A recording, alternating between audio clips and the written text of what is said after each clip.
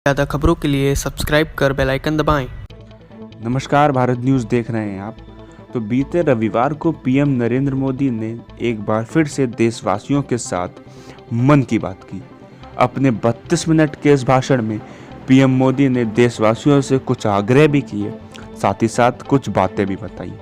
PM Modi ने कहा कि कहीं हम अति आत्मविश्वास में ना रह जाएं, कहीं हम ये ना सोच रहे हों कि हमारे क्षेत्र, हमारे ज़िले, हमारे कस्बे, हमारे मोहल्ले, हमारे दफ्तर में कोरोना नहीं पहुंचा है तो वो पहुंचे ही नहीं और हम सावधानियां करना छोड़ दें, हम मास्क पहनना छोड़ दें।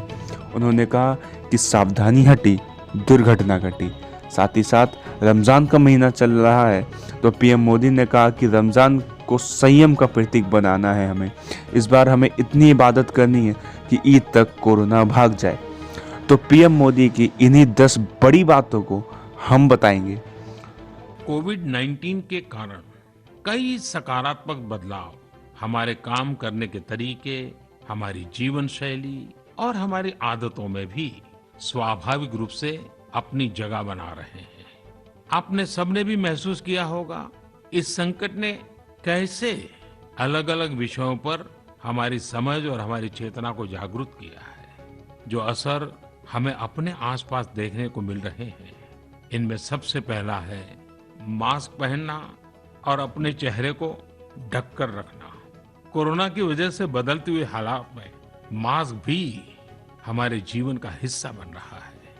वैसे हमें इसकी भी आदत कभी नहीं रही कि हमारे आसपास के बहुत सारे लोग मास्क में दिखे, लेकिन अब हो यही रहा है।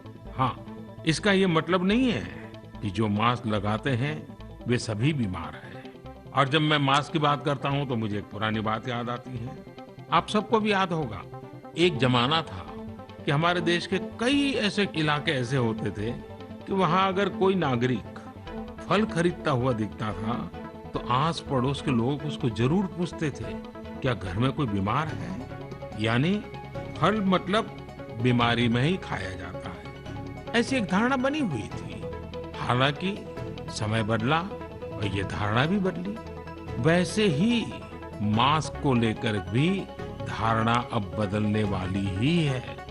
आप देखिएगा, मास्क अब सभ्य समाज का प्रतीक बन जाएगा। अगर बीमारी से खुद को बचना है और दूसरों को भी बचाना है तो आपको मास्क लगाना पड़ेगा। और मेरा तो सिंपल सुझाव रहता है, गमछा मुंह ढकना है।